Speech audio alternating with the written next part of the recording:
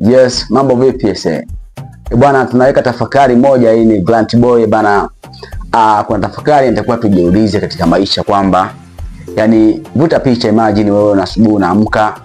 Unapoamka, hatua ya kwanza lazima uangaze macho yako mbele na nyuma na sehemu ambayo unaiona kila siku. Lakini jiulize kitu kimoja kwamba ardhi ni ardhi ambayo tunaitawala sana. Tumepewa ulimwengu tutawale, lakini mwisho wa siku wewe ndio utakuwa unapotea, mimi napotea, fani anapotea, lakini ile sehemu ambayo tunaitawala inakuwa bado iko vile vile. Sasa ushaje kujiuliza kwamba ni nani kati ya mtawala mwenzake, kwamba wewe ndio unatawala ulimwengu au ulimwengu ndio unakutawala wewe? Kwa sababu leo hii milima inaishi siku zote, milima haijawahi kuporomoka wala kupotea wala kufa. Umeona, leo hii ulimwengu na uko vile vile, anga iko vile vile, usiku iko vile vile, masaa ni yale yale. Ingalikuwa wewe ndio unayesogea umri, wewe ndio mtu ambaye unakuwa unapotea yani shoti. Jiulize kitu kimoja kwamba tunasoma historia kwenye vitabu, wale watu ambao kulikopo na watu ambao maarufu sana, watu ambao yani kuna watu ambao wale tulikuwa tunasoma historia zao kwamba alikuwepo mtu fulani alikuwa na pesa nyingi sana, alikuwepo mtu fulani ambaye ana maisha makubwa, alikuwa na maisha makubwa sana, lakini hapo bwana washapotea. Ni story ambayo imebaki. So sometimes lazima uangalie kwamba uwe na nafsi ya kujua kwamba one day tafika siku yako. Leo hii unalia kwa ajili ya mtu fulani kapotea, basi kesho napo kuna mtu atalia kwa ajili yako kwamba wewe umepotea. So ndo maisha yako hivyo. Anga, ulimwengu au badiliki, bali sisi ndo tunaweza kubadilika. Huwezi kusema dunia sasa hivi imebadilika. No, sisi wenyewe ndo tunabadilisha ulimwengu. Kwa mfano, kuna muda tunafundisha, tunaambiwa tusikate misitu kwa sababu misitu aidha ndio inatengeneza vyanzo vya mvua, lakini mwisho wa siku tunakata misitu, tunasababisha vimbunga, tunasababisha nini?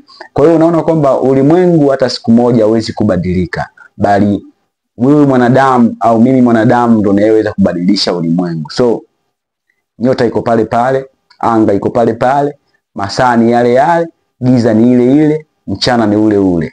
So ni nani anabadilika? Kila siku unanyoa ndevu, kila siku unabadilika, unakuwa mnene, unakuwa mwembamba. So zingatia kwamba ujue one day maisha ni safari, kwamba leo yanapita huyu, kesho yanapita yule.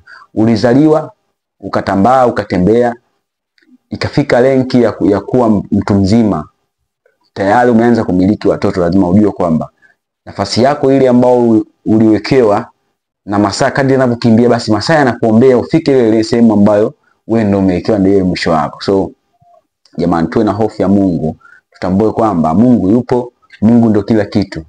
So haya mambo yote ambayo unaona duniani, mambo ya kazi, mambo si ya nini, haya ni mapito tu, kwa sababu vitu ambavyo vipo yani haya ni mapito. So hata uwe na pesa vipi, yani kwamba one day siku ikishafika unaondoka. Wewe kama wewe ulivyozaliwa ndivyo utakavyoondoka. Kwa hiyo sometimes natakiwa ujue tu hii ni nafasi ya miili yetu ambayo ya kutamba kwenye hii dunia, lakini kuna nafasi nyingine, kwa sababu milima inaishi muda mrefu toka uumbaji unaumbwa wa dunia. Maana yake milima ipo inaishi. Sina imani ya kusema kwamba kuna mlima unakuwa au unapungua. Nadhani labda tu ni vipengele vya story ndogo ndogo, lakini toka dunia iumbwe, mlima kama uliitwa mlima wingu, basi utabadilishwa jina kutokana na mazingira na matukio yaliyokuwepo, lakini toka iumbwe mpaka inakoelekea bado ulimwengu unabaki kwa ulimwengu. So tuishi kwa mazingira ya kutambua kwamba hii dunia tumewekewa muda mchache sana wa kuishi, kwa sababu na tumepewa nafasi ya kutambua kwamba mwisho wa siku kuna maisha mengine ambayo yamejificha sana. Na ndio maana unaweza ukawa na mali kiasi gani, lakini bado mali zako si kitu yani.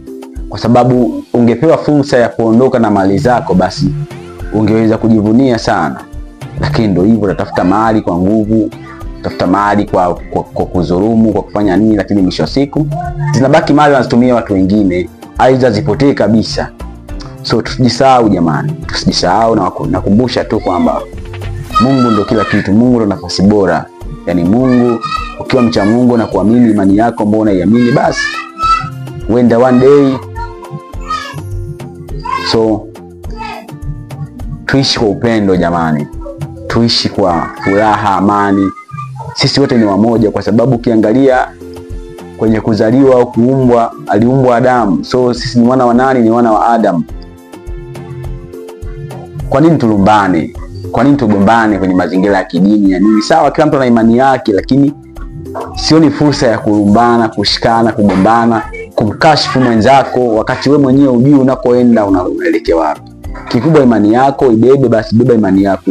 Usitengeneze mazingira ya kumkashifu mtu kupitia maumbile yake yalivyo, zewe anavyoishi, ufukara wake, umaskini wake, dini yake. No, tusifanye hivyo. Tusifike huko kwa ajili ya kumkashifu mtu kutokana na wewe kuamini kwamba wewe ndio kila kitu, ndio mwenye nafasi kubwa kuliko mwenzako.